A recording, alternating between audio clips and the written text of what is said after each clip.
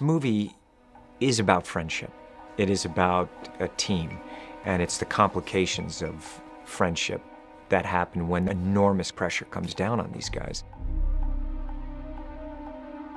Put down the phone. Let's think about this for We a have a minute. responsibility to warn the British government and not gamble with the Prime Minister's life, Ethan, just so you can beat the guy that has beaten you at every turn. The journey of the characters is dictated by a note that Tom gave me very early on. He said, I want the team to be experiencing what you and I experience when we're making a movie. We look at each other as two people who are in the trenches and sort of fighting our way out or shooting our way out, as the case may be. And so Tom wanted to take that sense of camaraderie and that sense of chaos. The plane! Yes, the package is on the plane, we get it! And translate it into Mission Impossible.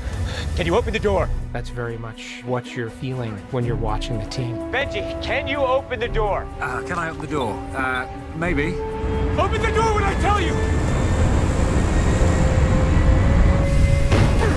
Well, at the end of Ghost Protocol, it felt like a new beginning for the IMF. You know, the guys managed to save the world, literally, and we all went off on our various missions. Here, with this one, it seems things have changed rapidly, and the IMF has sort of become obsolete in a way. It's been severely questioned by the CIA, and Ethan's out there on his own on this crusade, seemingly obsessed. You know, he's evolved, Ethan. He is not necessarily fearless. You know, he's not a superhero. He's very human, but will go to any extent to help others and save his friends and to try to save the world.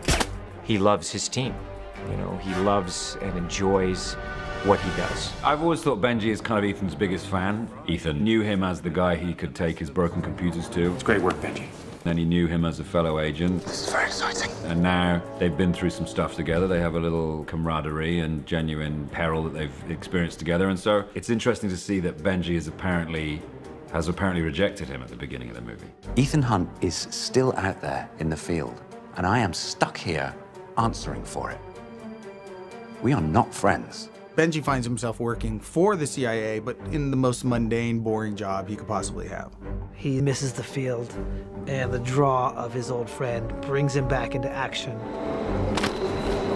The opera sequence was a sequence that was forcing Ethan and Benji together and really making Benji a conspirator in Ethan's unsanctioned operation. Benji's been out in the field for a while now, so he's a little bit more mature, he's a little bit more experienced, but he's no less Benji. You know, Benji's always has this sort of wild, wide-eyed kind of appreciation of what he does and the world he moves around in. What the? She tried to shoot me! Doesn't make her a bad person. I'm playing Ilsa Faust. She's a undercover agent. I would say that she is sort of a feminine version of Ethan Hunt.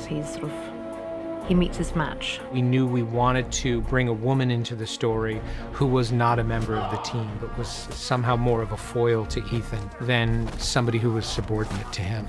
And I was less interested in a romantic relationship than I was in a relationship between two equals. We've never met before, right? Follow me. What I love about Ilsa is that she has a kick-ass, mean, badass side and a vulnerability that we are trying to sort of entwine. Her character is mysterious and delightful and powerful. Ethan very much believes in her. We've all talked about what kind of a fighting Ilsa Faust would do, and we've found this sort of robust, raw, animalistic, tough attitude, which is so cool because she just kicks ass like any other man you'd see. There's elegant kicks, but combined with some very, very raw, brutal action. I think that Rebecca Ferguson actually gets to play a role that's worthy of her. She's not being used as sort of eye candy or the damsel in distress or the prize. She's an incredibly strong character, and it's great to see in a world where often the spy genre action movie where men get most of the great moments. I think that she gets as many great moments as any man in the movie. Trust me or kill me. But if you're gonna kill me, be a man. Do it yourself. A decision I made very early on was to split the team in half and have it be Ethan and Benji on one track and Luther and Brant on another track chasing after them. Brant being the person who had to find Ethan in order to save his life. You're going to kill Ethan. You're going to kill Benji. We have to get to them first. Are you going to help me? And Luther being the only person with the technical knowledge to find Ethan. Find her, find Ethan. Tell me it's possible to pull facial recognition off a sketch. For mere mortals, no. For me, I could have done this at home. I liked the sort of odd couple nature of it. And what I especially liked is that Ving is the earliest team member from the franchise and that Jeremy is the latest. And the idea of pairing the two of them together and realizing that they've really only met on screen for the briefest of moments at the end of Ghost Protocol. This must be them. Luther Stickle, the firm of Carter, Dunn, and Brant. So I thought I would exploit that dynamic and play them as two characters who really don't know each other all that well and in fact don't trust each other. Ethan is my friend. And if I have 1 second of doubt whose side you're on, Ving just fits on Luther like a glove. You know, he's the elder statesman of the group. He's known Ethan the longest, and Ving's known Tom the longest. They bring a relationship and an intimacy and a warmth that completely transfers onto screen. Ving is amazing. I love him in this character.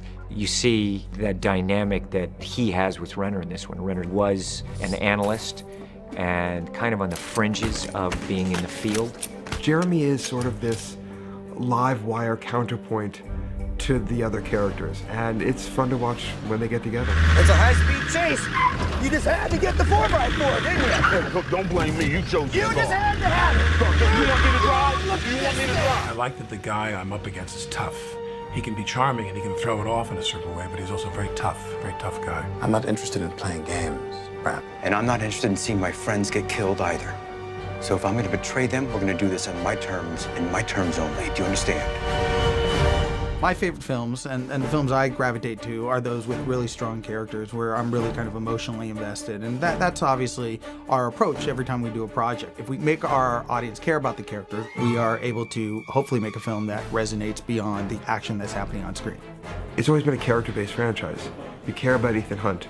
You care about the team around him. That kind of chemistry that McHugh and I wanted with those characters is very alive. It's fun to watch. You know, you just see that team fray and almost fracture. I lost it. You think it's going to split apart and the whole story is going to blow up. She set us up, Ethan.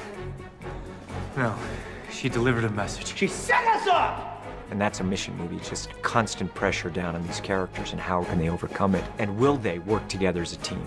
Will they figure it out?